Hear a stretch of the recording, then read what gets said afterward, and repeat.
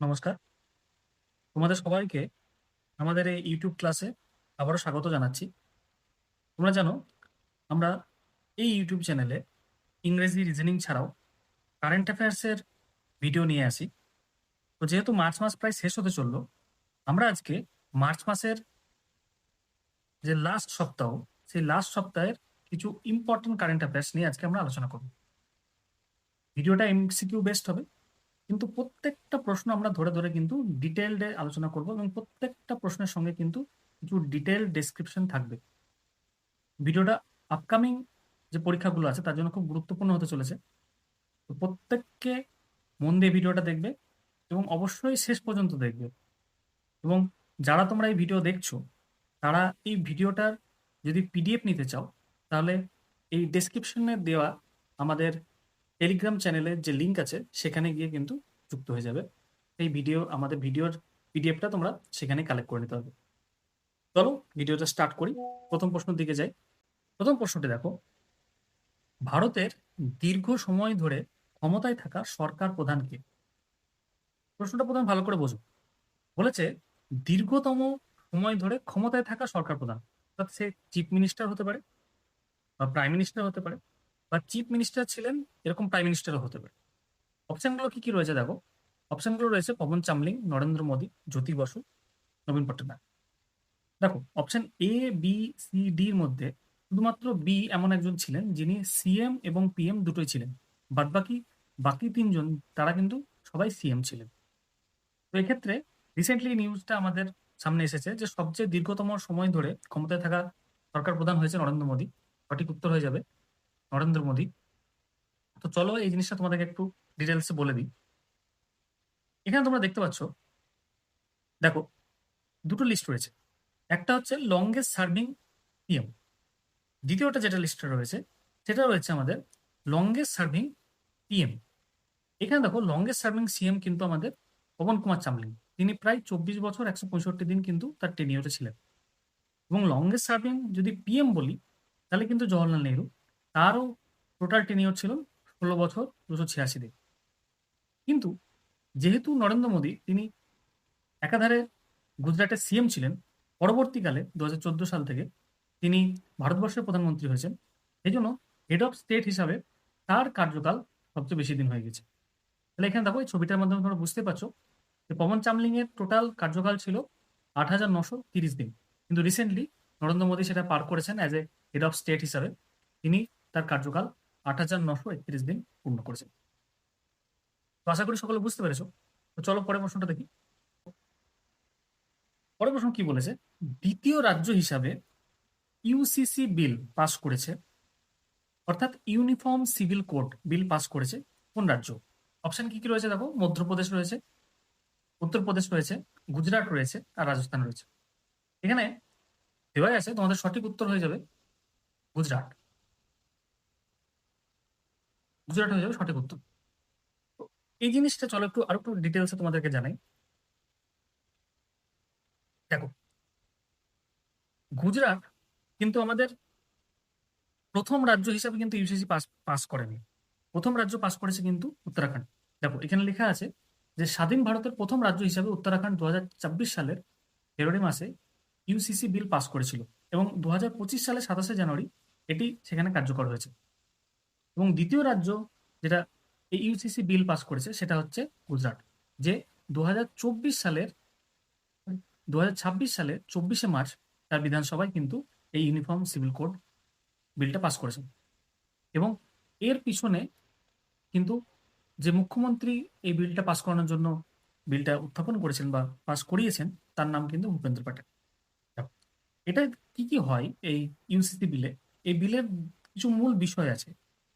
দেখো এই বিলের কিছু মূল বিষয়গুলো আমি তোমাকে বলি। সেটা হচ্ছে এখানে এই বিলে কি হয়, এক আইনের অধীনে বিবাহ হয় এবং বিবাহ বিচ্ছেদ এবং যে লিগাল হেয়ার বা উত্তরাধিকার যে জিনিসগুলো আছে এবং তার সঙ্গে লিভ ইন এবং রিলেশনশিপ, এইসব সকল ধর্মের মানুষের জন্য একই নিয়ম প্রযোজ্য হয়। অর্থাৎ আমরা জানি আমাদের দেশে বিভিন্ন ধরনের ম্যারেজ অ্যাক্ট আছে এবং যে ডাইভোর্স ল গুলো আছে এবং লিগাল হেয়ার ল গুলো আছে এক একটা কমিউনিটি বা এক একটা রিলিজনের ক্ষেত্রে আলাদা। এই ইউসিসিএল এর এই যে জিনিসগুলো আমি বললাম, যে বিষয়গুলো আমি নাম বললাম, এইগুলো কিন্তু সবার জন্য একটা আইন হয়ে যাবে। তবে এখানে একটা কিন্তু খুব গুরুত্বপূর্ণ জিনিস রয়েছে, সেটা হচ্ছে যে তপশিল জনজাতি অর্থাৎ এসটিদের কিন্তু এই আইনের আওতায় বাইরে রাখা হচ্ছে।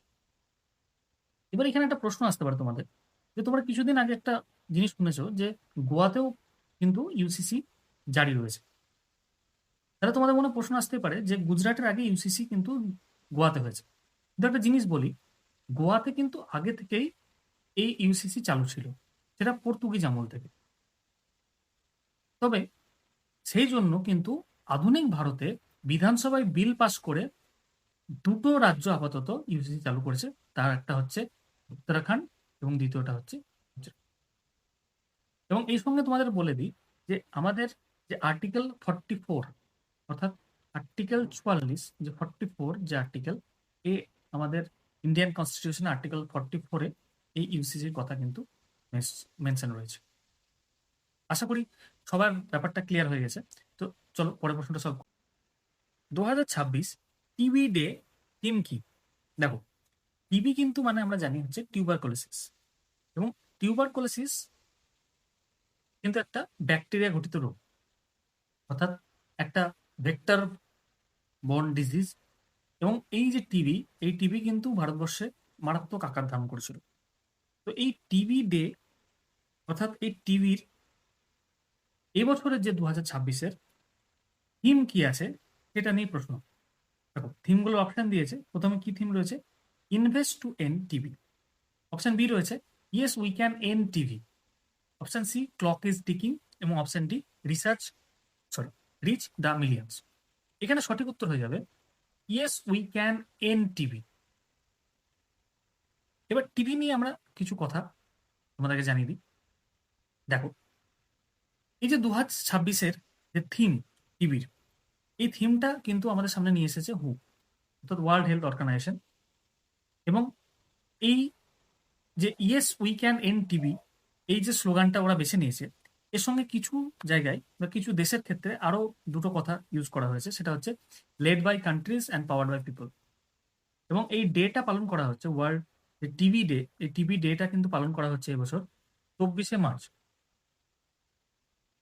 এবং 1882 সাল থেকে কিন্তু ডক্টর রবার্ট কচ যক্ষার জীবাণু যবে আবিষ্কার করেছিলেন, সেই দিন থেকে কিন্তু এই টিবি ডেটা পালন করা হয়।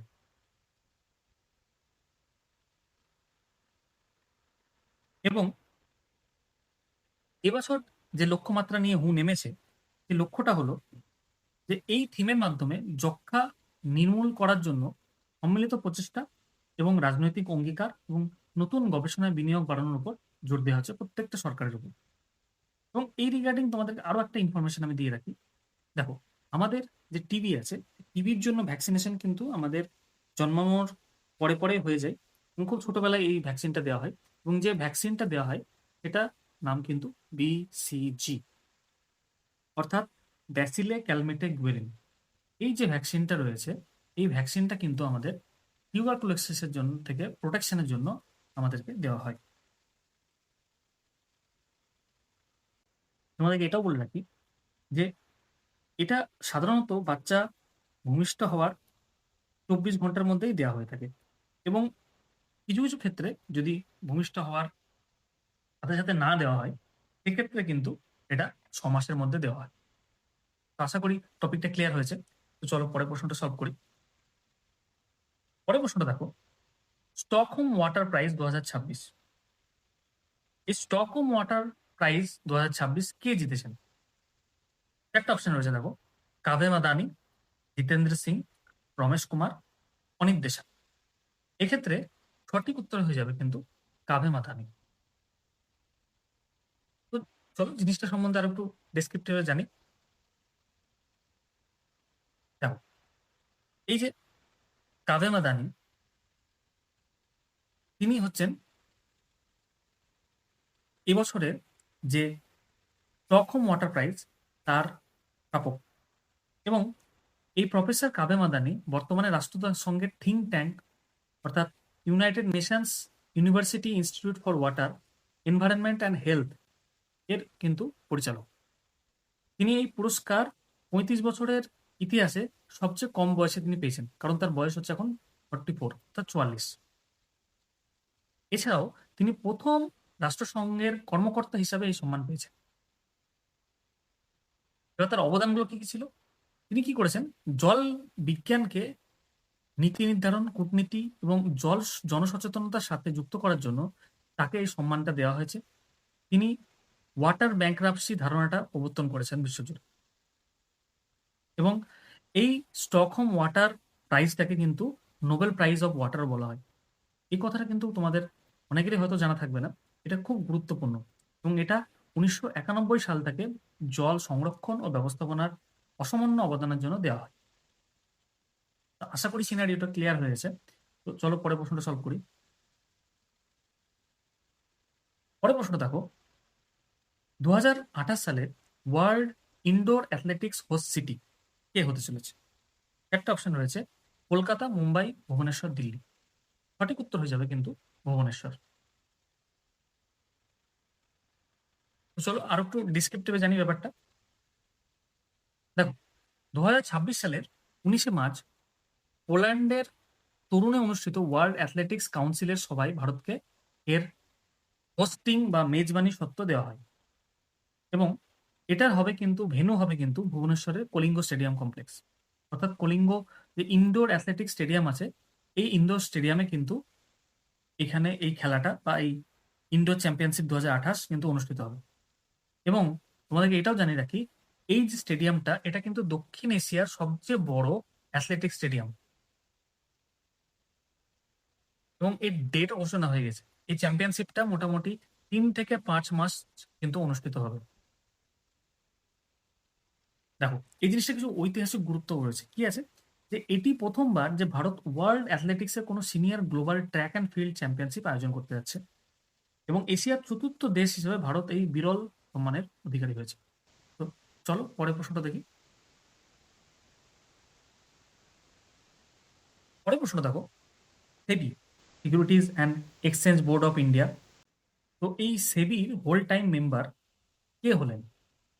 অপশন এ মাধবী পুরী বাজ বা মাধবী বাজ, কেভি রামান্না মূর্তি, অজয় ত্যাগী, রাজীব কুমার।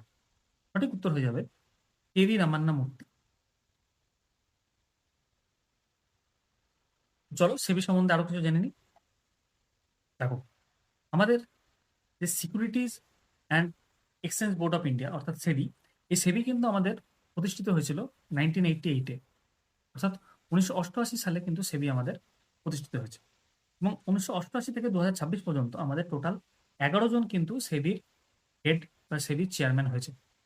এবং যিনি আমাদের এখন ইনকামবেন্ট আছেন বা এখন যিনি পদে অধীন আছেন, তিনি হচ্ছেন তুহিনকান্ত পান্ডে। তিনি মার্চ 1 মার্চ 2025 থেকে কিন্তু এখনো পর্যন্ত তার পোস্টে ইনকামবেন্ট আছে। এবং সবচেয়ে গুরুত্বপূর্ণ সেটা হচ্ছে, ঠিক ইনার আগেই আমাদের যিনি এসবিআই চেয়ারপারসন ছিলেন, তার নাম হচ্ছে মাধবী পুরী বাজ। তিনি কিন্তু সেবির হিস্ট্রিতে প্রথম মহিলা চেয়ারপারসন। সবাই বুঝতে পেরেছো? চলো পরের প্রশ্নটা সলভ করি। পরের প্রশ্ন দেখো, 24 ঘন্টায় স্পিড পোস্ট চালু হয়েছে কতটা শহরে? রিসেন্টলি ইন্ডিয়ান পোস্ট বা ভারতীয় ডাক বিভাগ, তারা একটা 24 ঘন্টা স্পিড পোস্ট স্কিম বা একটা প্রকল্প চালু করেছে, এবং বিভিন্ন শহরে তারা এটা চালু করেছে। তারা কটা শহরে এখনো পর্যন্ত এটা চালু করতে পেরেছে? সেগুলো দেখো, 5টা, 8টা, 6টা, 1টা। সঠিক উত্তর হয়ে যাবে 6টা। চলো ডিটেলসে ব্যাপারটা দেখি। দেখো, 2026 সালের মার্চ মাসে ভারতীয় ডাক বিভাগ গ্রাহকদের জন্য দ্রুত পরিষেবা নিশ্চিত করতে 24 স্পিড পোস্ট নামে একটি প্রিমিয়াম এক্সপ্রেস সার্ভিস চালু করেছে। আপাতত ভারতের 6টা শহরকে এর সঙ্গে কানেক্ট করা হয়েছে, এবং এই শহরগুলোর মধ্যে রয়েছে দিল্লি, মুম্বাই, কলকাতা, চেন্নাই, বেঙ্গালুরু, হায়দ্রাবাদ। অর্থাৎ আমাদের যে টপ সিটিজ গুলো আছে আমাদের দেশে, সেই টপ সিটিজ গুলোকে এর মাধ্যমে কানেক্ট করা হয়েছে। এবং এটা উদ্বোধন করেছেন আমাদের যে কেন্দ্রীয় যোগাযোগ মন্ত্রী জ্যোতিরাদিত্য সিন্ধিয়া। এবং এতে কি সুবিধা হবে? এই পরিষেবার মাধ্যমে গুরুত্বপূর্ণ নথি বা পার্সেল বুকিং করার পরদিন অর্থাৎ 24 ঘন্টার মধ্যে গ্যারান্টি সহ ডেলিভারি দেওয়া হবে। যদি নির্দিষ্ট সময় ডেলিভারি না হয়, তবে ডাক বিভাগ সম্পূর্ণ টাকা অর্থাৎ মানি ব্যাক গ্যারেন্টি দিচ্ছে। বুঝতে পেরেছো? চলো পরের প্রশ্নটা দেখি। আমরা সবাই জানি ইন্ডিয়াতে স্পোর্টসের দিকে দেখতে গেলে আমাদের যে খেলো ইন্ডিয়া স্পোর্টস গুলো হচ্ছে এখন, সেগুলো কিন্তু পরীক্ষার জন্য খুবই গুরুত্বপূর্ণ। তো রিসেন্টলি খেলো ইন্ডিয়া ট্রাইবাল গেমস 2026 আয়োজিত হয়েছে। এই যে 4টে স্টেট রয়েছে, এই 4টে স্টেটের মধ্যে কোন স্টেট খেলো ইন্ডিয়া ট্রাইবাল গেমস 2026 আয়োজিত করেছে? অপশন কি কি রয়েছে? উড়িষ্যা, ঝাড়খণ্ড, ছত্তিশগড়, মধ্যপ্রদেশ। সঠিক আনসার হয়ে যাবে ছত্তিশগড়। যে ভারতের প্রথম খেলো ইন্ডিয়া যে ট্রাইবাল গেমস, এই খেলো ইন্ডিয়া ট্রাইবাল গেমস কিন্তু প্রথম অনুষ্ঠিত হয়েছিল 2023 সালে, যেটা অনুষ্ঠিত হয়েছিল উড়িষ্যার ভুবনেশ্বর, এবং সেখানে সামগ্রিকভাবে চ্যাম্পিয়নও হয়েছিল কিন্তু উড়িষ্যা। এবং তোমাদেরকে এটাও জানিয়ে রাখি যে সেন্ট্রাল যেটা ইউথ অ্যান্ড ওয়েলফেয়ার এবং যে ক্রীড়া মন্ত্রক আছে, এরা কিন্তু যৌথ উদ্যোগে এই প্রতিযোগিতা আয়োজন করে। এবং এর কি কি বিভাগ রয়েছে? এখানে ফুটবল রয়েছে, হকি রয়েছে, ভলিবল, কাবাডি, এবং এছাড়াও ঐতিহ্যবাহী যে আদিবাসীদের যে স্পোর্টসগুলো থাকে, সেই স্পোর্টসগুলো কিন্তু এখানে ইনক্লুডেড রয়েছে। চলো পরের প্রশ্নটা দেখি। ভারতের থার্ড লার্জেস্ট এক্সপোর্ট ডেস্টিনেশন, অর্থাৎ ভারতের যত রপ্তানি করে সেই রপ্তানির থার্ড লার্জেস্ট ডেস্টিনেশন কে হয়ে উঠেছে? 4টে অপশন রয়েছে, দেখো। অপশন রয়েছে চীন, রাশিয়া, জাপান, ইউএই। এখানে সঠিক উত্তর হয়ে যাবে চীন। দেখো, ভারতের যে 2026-এর যে রিপোর্ট আছে, সেই রিপোর্ট অনুযায়ী ভারতের 3টি দেশে সবচেয়ে বেশি আমরা রপ্তানি করে থাকি। প্রথমটা কি রয়েছে? প্রথমটা রয়েছে হচ্ছে ইউএসএ। ইউএসএ কিন্তু ভারত থেকে সবথেকে বেশি পণ্য বা পরিষেবা আমেরিকায় আমরা রপ্তানি করি। তোমাদের এটাও বলে রাখি, ভারতের থেকে যে আমেরিকায় যে যে জিনিসগুলো রপ্তানি হয়, তার মধ্যে কিন্তু সবচেয়ে বেশি কিন্তু আমাদের পরিষেবা, পণ্যর চেয়েও কিন্তু আমরা পরিষেবা বেশি আমরা এক্সপোর্ট করে থাকি, বিশেষ করে সফটওয়্যার। এছাড়াও আমাদের দ্বিতীয় বৃহত্তম রপ্তানিকারী অংশীদার হলো হচ্ছে ইউএই, এবং তৃতীয় স্থান রয়েছে হচ্ছে চীনের। এবং রিসেন্টলি কিন্তু নেদারল্যান্ডস কিন্তু অনেকটা উপরে উঠে এসেছে।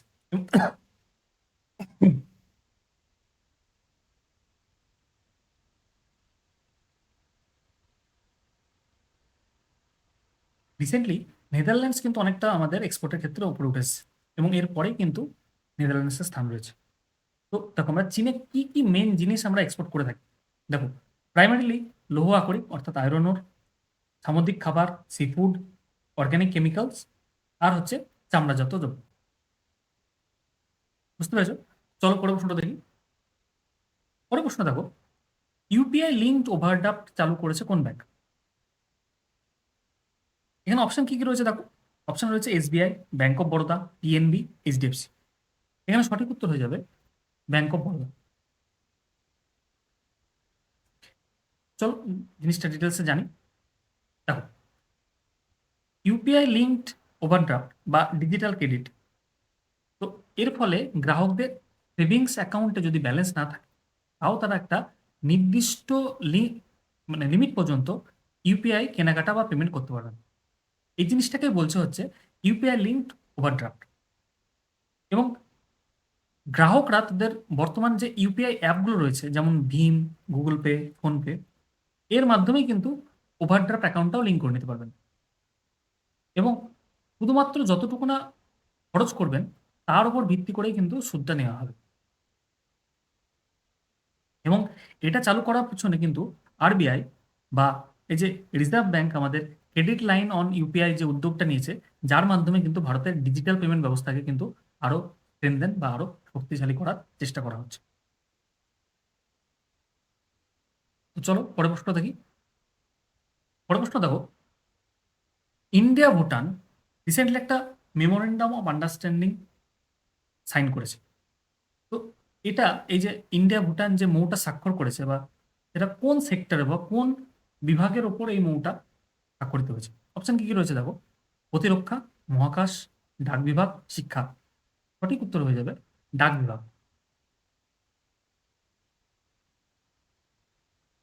তো এখানে দেখো যে ভারত আর ভুটান, তাদের ডাক বিভাগ বিভাগ একে অপরের লজিস্টিক নেটওয়ার্ক এবং যে স্ট্রাকচারাল নেটওয়ার্ক আছে, সেটাকে ব্যবহার করে ডাক পরিষেবা আরও উন্নত করা বা দ্রুত করার একটা ইনিশিয়েটিভ নিয়েছে।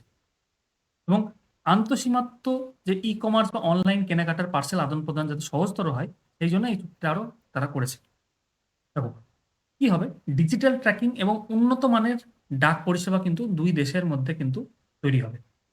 এবং এর জন্য 2026 সালের মার্চ মাসে কিন্তু একটা কূটনৈতিক সফর নেওয়া হয়েছিল, এবং সেই কূটনৈতিক সফরেই কিন্তু এই জিনিসটাকে ফাইনালাইজ করা হয়েছে।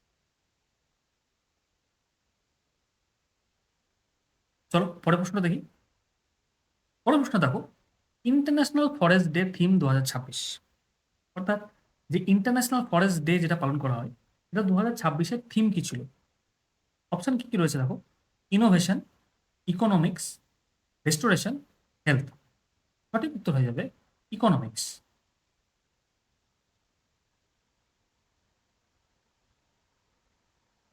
দেখো প্রতি বছর 21শে মার্চ কিন্তু আমরা ওয়ার্ল্ড ফরেস্ট ডে পালন করি, এবং এই ওয়ার্ল্ড ফরেস্ট ডে মাধ্যমে আমরা শুধুমাত্র পরিবেশ রক্ষার কথা বলি না, তার সঙ্গে সঙ্গে অর্থনীতি এবং মানুষের জীবিকা ক্ষেত্রে যে বনের অপরিহার্যতা, সেটাও কিন্তু লোকের সামনে তুলে নিয়ে আসা হয়।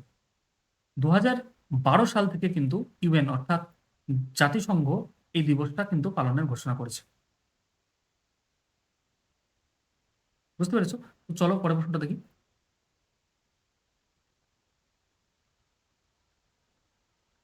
পরের প্রশ্ন দেখো, এক্সারসাইজ কাকারু 2026 কোথায় অনুষ্ঠিত হয়েছে? দেখো আমরা জানি প্রায় ভারতবর্ষে প্রতি বছরই বিভিন্ন ধরনের এক্সারসাইজ হয়। তার মধ্যে মিলিটারি এক্সারসাইজ থাকে, অর্থাৎ আর্মি এক্সারসাইজ থাকে, নেভি এক্সারসাইজ থাকে, এবং এয়ারফোর্সের এক্সারসাইজ। এরকম একটা এক্সারসাইজ 2026-এ হয়েছে, এক্সারসাইজ কাকারু। এটা কোথায় অনুষ্ঠিত হয়েছে? অপশনগুলো দেখো, ভারত, ইউএসএ, অস্ট্রেলিয়া, জাপান। সঠিক উত্তর হয়ে যাবে অস্ট্রেলিয়া।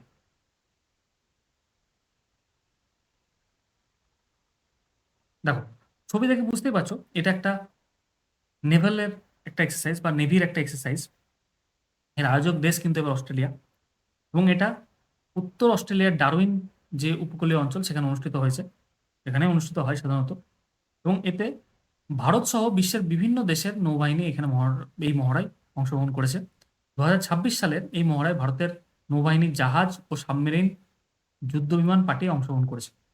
এবং এর মেন কারণ বা মেন উদ্দেশ্য যেটা, সেটা হচ্ছে ভারতের সঙ্গে প্রশান্ত মহাসাগরে বা ইন্ডো প্যাসিফিক রিজিয়নে যে নৌ নিরাপত্তা, সেটাকে জোরদার করা এবং মিত্র দেশগুলোর সঙ্গে পারস্পরিক সহযোগিতা বৃদ্ধি করা। এবং আমরা জানি অস্ট্রেলিয়া এমন একটা দেশ যেটা কোয়াড কান্ট্রির মধ্যে পড়ে, এবং যে চারটে কোয়াড কান্ট্রি, সেটা হচ্ছে ইউএসএ, ইন্ডিয়া, অস্ট্রেলিয়া, জাপান। এই চারটের যে কোয়াড রিলেশনশিপ বা কোয়াড বলে একটা যে সংগঠন রয়েছে, সেই কোয়াড কান্ট্রিগুলোর মধ্যেও কিন্তু এই অস্ট্রেলিয়া পড়ছে, যার ফলে ইন্ডিয়ার সঙ্গে মেরিটাইম যে এক্সারসাইজের পরিমাণ বা মেরিটাইম যে ইনফরমেশন আদান প্রদান, সেটা কিন্তু অস্ট্রেলিয়ার সঙ্গে খুব ভালো। তো চলো পরের প্রশ্ন দেখি। পরের প্রশ্ন দেখো, 100 ইন্ডাস্ট্রিয়াল পার্ক স্কিম। এই যে 100 ইন্ডাস্ট্রিয়াল পার্ক স্কিম, এই 100 ইন্ডাস্ট্রিয়াল পার্ক স্কিমটা কোন স্কিমের মাধ্যমে চালু করা হয়েছে? অপশনগুলো দেখো, ভব্য, রিলিফ, পিএম মিত্র, আর উদয়। সঠিক উত্তর হয়ে যাবে ভব্য। দেখো এই যে ভব্য স্কিম, এই ভব্য স্কিমের কিন্তু ফুল ফর্ম হচ্ছে ভারত ঔদ্যোগিক বিকাশ যোজনা। এবং এটার লক্ষ্য হচ্ছে ভারতের বিভিন্ন প্রান্তে 100টি প্লাগ অ্যান্ড প্লে অর্থাৎ সম্পূর্ণ প্রস্তুত ইন্ডাস্ট্রিয়াল পার্ক গড়ে তোলা। এর জন্য কিন্তু কেন্দ্রীয় মন্ত্রিসভা 33,660 কোটি টাকা বরাদ্দ করেছে, এখানে দেখতেই পাচ্ছ। এবং এর সুবিধা কি কি পাবে, যে এই যে ইন্ডাস্ট্রিয়াল পার্কগুলো হবে, এই পার্কগুলোতে শিল্প গড়ার জন্য প্রয়োজনীয় ভূমি, বিদ্যুৎ, জল এবং রাস্তা আগে থেকে প্রস্তুত থাকবে, যাতে এখানে খুব সহজে বিনিয়োগকারীরা এসে উৎপাদন বা প্রোডাকশন শুরু করতে পারে। এবং এটার মাধ্যমে আমাদের সেন্ট্রাল গভর্নমেন্ট মোটামুটি 15 লাখ সরকারি কর্মসংস্থানে আশা করছে। বুঝতে পেরেছো? চলো পরের প্রশ্ন দেখি। পরের প্রশ্ন দেখো, সেটা হচ্ছে নেপাল ফার্স্ট ট্রান্সজেন্ডার এমপি, অর্থাৎ নেপালের প্রথম ট্রান্সজেন্ডার এমপি কে হলেন। অপশনগুলো কি কি রয়েছে দেখো: লক্ষ্মী ত্রিপাঠী, ভূমিকা শ্রেষ্ঠ, শ্রুতি সিতারা, আর জয়া আনন্দ। সঠিক উত্তর হয়ে যাবে ভূমিকা শ্রেষ্ঠ। এখানে দেখে নাও, এটা হচ্ছে ইনি হচ্ছেন এই বিখ্যাত ভূমিকা শ্রেষ্ঠ, যিনি নেপালের প্রথম ট্রান্সজেন্ডার এমপি হয়েছেন, অর্থাৎ মেম্বার অফ পার্লামেন্ট হয়েছেন। দেখো, তিনি কেবলমাত্র নেপালের নয়, তিনি টোটাল দক্ষিণ এশিয়ায় প্রথম প্রভাবশালী ট্রান্সজেন্ডার অ্যাক্টিভিস্ট, এবং যিনি নেপালের লিঙ্গ বৈষম্য দূর করতে এবং তৃতীয় লিঙ্গ হিসাবে নাগরিক অধিকার আদায়ে তার বড় অবদান রয়েছে। 2022 সালে মার্কিন পররাষ্ট্র দপ্তর তাকে সাহসিকতা ও মানবাধিকার রক্ষার জন্য ইন্টারন্যাশনাল উমেন অফ কারেজ অর্থাৎ IWOC প্রদান করেছেন, অর্থাৎ এই পুরস্কারটা তাকে দেওয়া হয়েছে। নেপালের বৃহত্তম যে রাজনৈতিক দল অর্থাৎ নেপালি কংগ্রেসের সাথে যুক্ত, এবং রাজনৈতিক সিদ্ধান্ত গ্রহণে কিন্তু তিনি এই সম্প্রদায়ের কিন্তু প্রতিনিধিত্ব করে থাকেন। এই সম্বন্ধে একটা জিনিস আমাদেরকে আরো জানিয়ে রাখি, সেটা হচ্ছে নেপালের প্রথম মহিলা প্রধানমন্ত্রী তিনি হয়েছেন কিন্তু আমাদের সুশীলা কার্কি, অর্থাৎ তাকে কিন্তু অন্তর্বর্তীকালীন প্রধানমন্ত্রী হিসাবে কিন্তু গ্রহণ করা হয়েছিল। তিনি ছিলেন হচ্ছে নেপালের চিফ জাস্টিস। তো মার্চ মাসের লাস্ট উইকের যে কারেন্ট অ্যাফেয়ার্সের ভিডিও এবং যেটা আমরা MCQ সহকারে ডিটেলস আলোচনা করলাম, সেটা এখানে শেষ হচ্ছে। তো ভিডিওটা তোমাদের যদি ভালো লেগে থাকে তাহলে অবশ্যই ভিডিওটাকে লাইক দিয়ে দেবে, বন্ধুদের সাথে শেয়ার করে দেবে, এবং তোমরা যদি এই ভিডিওটার PDF পেতে চাও তাহলে আমাদের লিঙ্কে দেওয়া যে টেলিগ্রাম গ্রুপ আছে সেই গ্রুপে গিয়ে কিন্তু তোমরা এই ভিডিওটা PDF পেতে পারো।